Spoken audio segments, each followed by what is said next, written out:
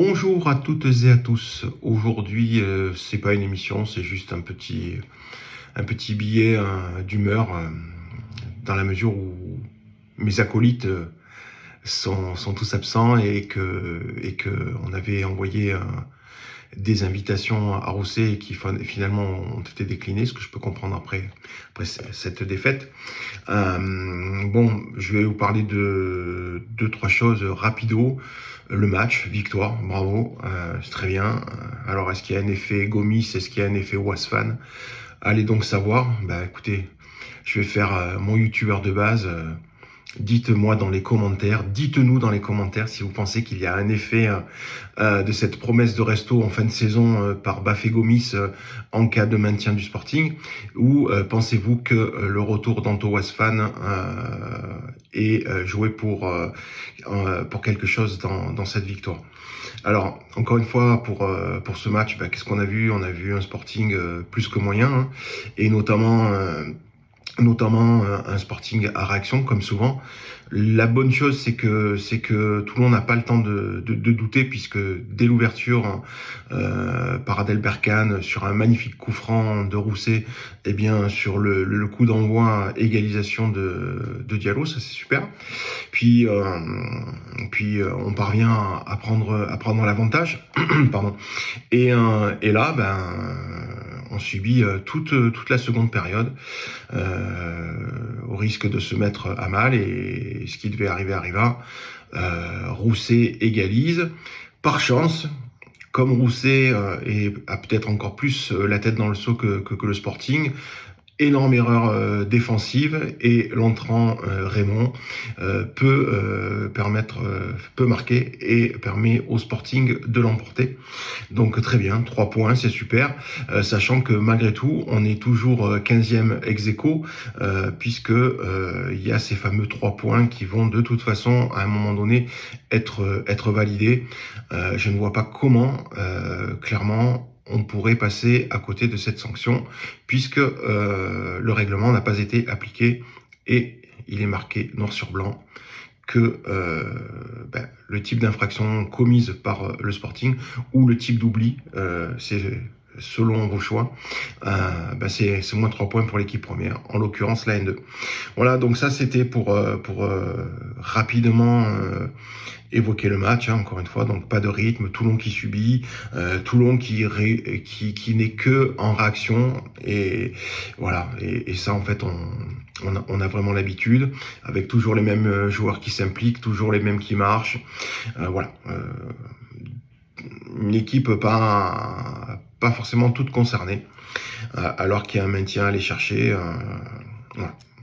Donc ça c'était pour le match. Et puis ensuite, ce dont je voulais parler, c'était le débat lié à la campagne municipale. Il y en a eu 2 cette semaine. J'ai regardé les 2. Et clairement, sur cette, j'attendais beaucoup, surtout du débat, de jeudi soir, dans la mesure où c'était un long format, 2 heures. Je me suis dit bon, il y aura moyen que des choses soient développées. Bon, finalement, ça a été pas terrible. Et puis, comment dire, si on est quelqu'un qui croit au verre à moitié plein, on va se dire que le sujet Sporting a quand même eu droit à 1 minute 27 d'émission.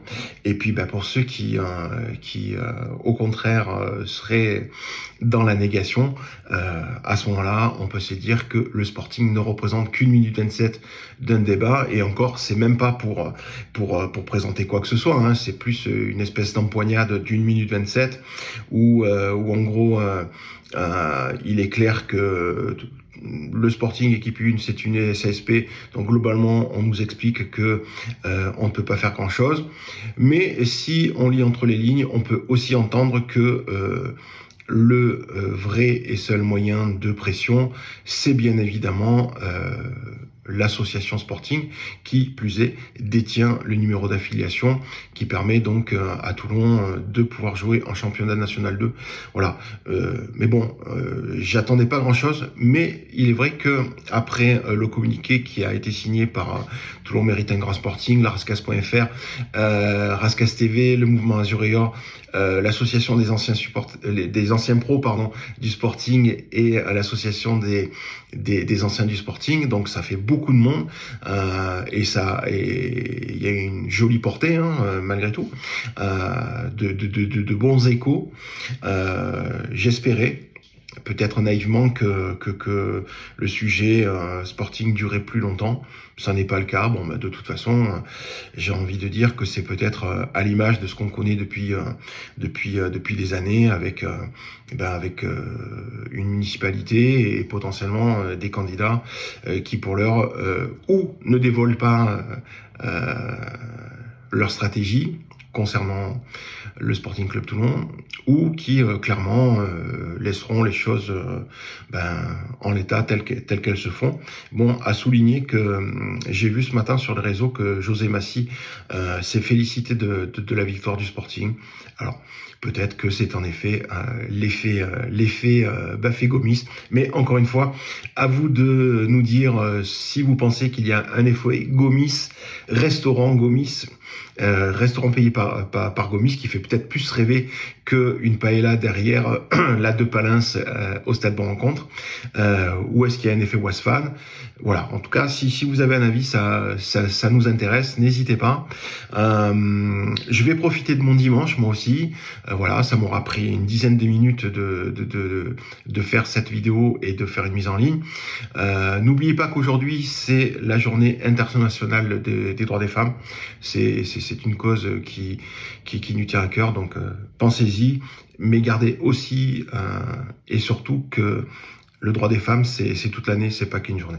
Allez, merci à toutes et à tous d'avoir regardé cette petite capsule, et puis on se retrouve très bientôt sur Rascasse TV. Ciao.